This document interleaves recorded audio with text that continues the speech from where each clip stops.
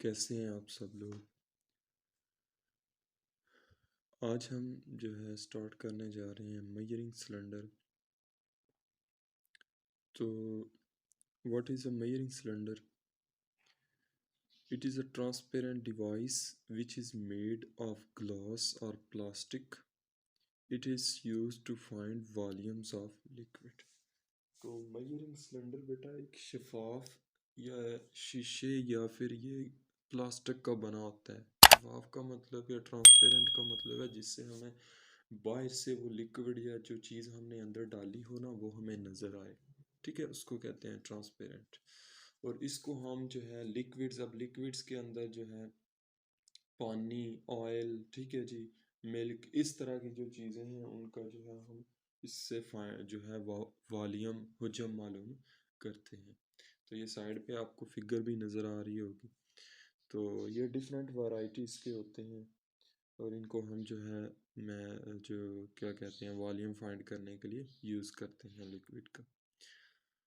अब नेक्स्ट देखते हैं कि इसके ऊपर जो है स्केल एक बना होता है। A vertical scale is formed on it which represents millilitre और सेंटीमीटर क्यूब। तो बेटा इसके ऊपर एक अमूदी जो है वो स्केल बना होता है और उसके ऊपर जो है रीडिंग्स लिखी होती हैं। ठीक है, 10 to 100 या 10 to 50 या 10 to 2000 भी होती हैं। ठीक है, लार्ज स्केल पे जो लार्ज बड़े सिलेंडर होते हैं तो उनके ऊपर जो है रीडिंग्स या तो मिलीलीटर के अंदर होती हैं, यानी जो यूनिट होता है या तो मिलीलीटर होता है या फिर सेंटीमीटर क्यूब होता है। तो इसके अंदर जो है उसके रीडिंग लिखी होती है। उसके बाद नेक्स्ट देखते हैं कि इसको हम कैसे यूज़ करते हैं जो है वॉल्यूम लिक्विड का फाइंड करने के लिए। How to measure volume of liquid. Pour the liquid into the cylinder, यानी पहला आपने क्या काम करना है, जो सिलेंडर होगा ना उसके अंदर जो भी लिक्विड है जिसका भी आप वॉल्यूम फाइंड करना चाहते हैं, ठीक है, उसको उसके अंदर डालें। उसके बाद क्या करें, note the volume of the liquid opposite to its surface in the cylinder.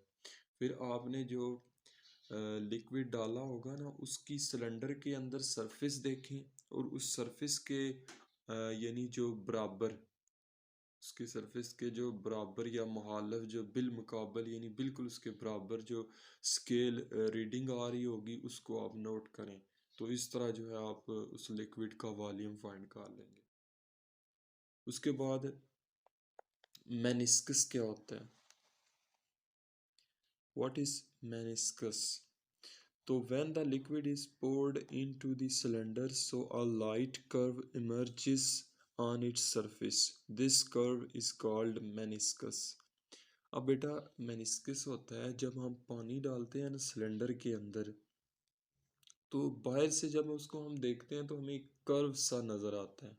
ठीक है, गोल, जिस तरह चांद नहीं होता, मून, बिल्कुल उस तरह की शेप का कर्व हमें नज़र आता है। वो कर्व उसकी सरफेस पे बना हुआ हमें नज़र आता है और उस कर्व को हम क्या कहते हैं, मेनिस्कस कहते हैं। ये साइड पे आपको फिगर जो है इसकी नज़र आ रही होगी। उसके बाद जो ज़ाहिर है हम किसी भी जो इंस्ट्रूमेंट है उसको अगर हम सही तरीके से यूज़ नहीं करेंगे तो उसके अंदर जो है एरर्स आ सकती हैं। ठीक है, जिस तरह पीछे हमने स्क्रू गेज के अंदर, मीटर रूल के अंदर, ठीक है, वर्नियर कैलिपर के अंदर हमने देखा कि उनके अंदर जो है एरर्स पॉसिबल हैं। ठीक है, उसी तरह इसके अंदर भी एरर्स जो हैं वो हो सकती हैं, पॉसिबल हैं। तो देखते हैं कौन सी एरर्स हैं। Causes of errors मायरिंग cylinder, in मायरिंग cylinder. तो मायरिंग सिलेंडर जो है इसके अंदर जो है दो तरह से एरर आ सकती है। तो फर्स्ट रीज़न क्या है कि first is that the cylinder should not be placed on a parallel on a smooth surface, on a smooth, यानी हमने जब सिलेंडर को हो एक हमवार सतह के ऊपर ना रखा हो तो उसके अंदर जो है वो फिर जो रीडिंग जो होगी वो गलत हमें मिलेगी, ठीक है। वो जो वाटर का लेवल होगा वो ठीक तरह से नहीं होगा और रीडिंग गलत हो जाएगी, ठीक है। तो पहली एरर ये होगी। दूसरी एरर क्या है? Second, when reading the scale I do not be exactly right in front and parallel to the surface of the water और लिक्विड। तो दूसरी वो कह रहा है कि जब हमारी आँख स्केल को पढ़ती है और वो पढ़ते हुए सामने और बिल्कुल मुतवाज़ी ना हो, यानी जब हमने रीडिंग करनी है तो हमारी आई जो है वो बिल्कुल उसके जो वाटर लेवल है उसके बिल्कुल पैरेलल और सामने होनी चाहिए। या ऊपर से अगर हम देखते हैं या नीचे से देखते हैं तो फिर जो है वो एरर आ जाएगी, ठीक है। तो इसकी आपने कैसे जो है इसको इससे एरर से बचना है, या फिर जो एरर किस वजह से आ रही है वो साइड पे आपको फिगर नज़र आ रही होगी। जब हम ऊपर की तरफ अपनी आँख जो है ऊपर की तरफ ले जाएंगे, हाई कर देंगे, तो हमें रीडिंग जो है वो कम मिलेगी, ठीक है। फॉर एग्जांपल जो फिगर आपको नज़र आ रही होगी उसमें जो है वो, तो जो है अगर जब हम अपनी आई को जो है वो बिल्कुल ऊपर रखेंगे तो हमें जो है वो रीडिंग क्या होगी, बिल्कुल जो है वो कम नज़र आएगी। मसलन फिगर के अंदर आप देख रहे होंगे कि वो 19.62 मिलीमीटर नज़र आ रही है इस फिगर के अकॉर्डिंग। और अगर हम अपनी आई को जो है वो नीचे ले जाते हैं ना, नीचे से देखते हैं, तो फिर हमें जो रीडिंग है वो 19.82 मिलीलीटर नज़र आएगी, यानी ज़्यादा नज़र आएगी।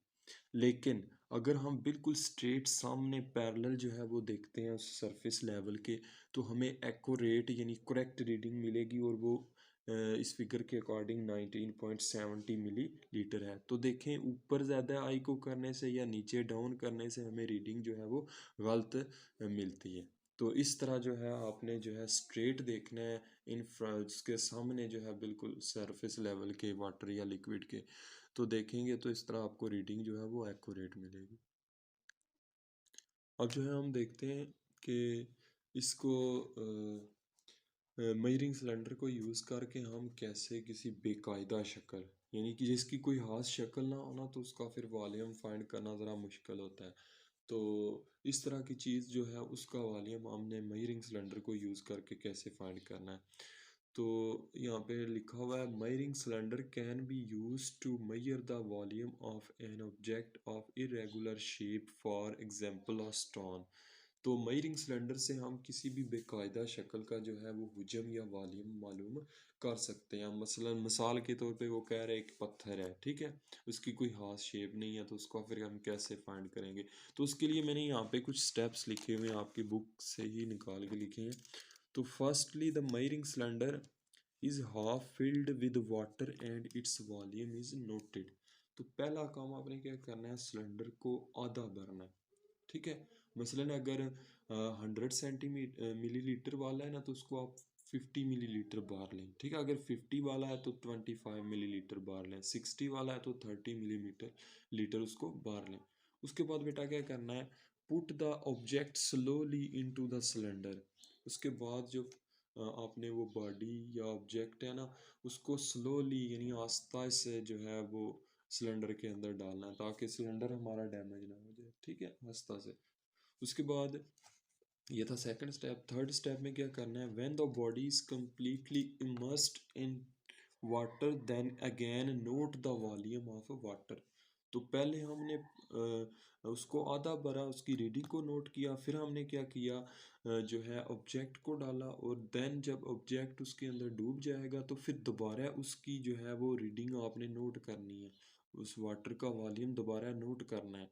जब देखें, जब आप पत्थर डालेंगे तो उसका वॉल्यूम जो है वो वाटर का ऊपर की तरफ पानी का लेवल चला जाएगा, ठीक है, यानी पानी का लेवल बढ़ जाएगा, जिसकी वजह से फिर जाहिर है रीडिंग या स्केल भी उसकी बढ़ जाएगी। उसके बाद जो है क्या करना है, to find volume of the object subtract previously noted volume from last noted volume. तो उसके बाद जब ऑब्जेक्ट जो है उसका वॉल्यूम आप फाइंड करना चाहते हैं, तो आपने क्या करना है, जो पहले वॉल्यूम नोट किया था ना, उसको जो लास्ट पे वॉल्यूम नोट किया होगा उसमें से माइनस कर दें, सब्ट्रैक्ट कर दें, तो आपका जो है रिक्वायर्ड वॉल्यूम मिल जाएगा उस इरेगुलर शेप का।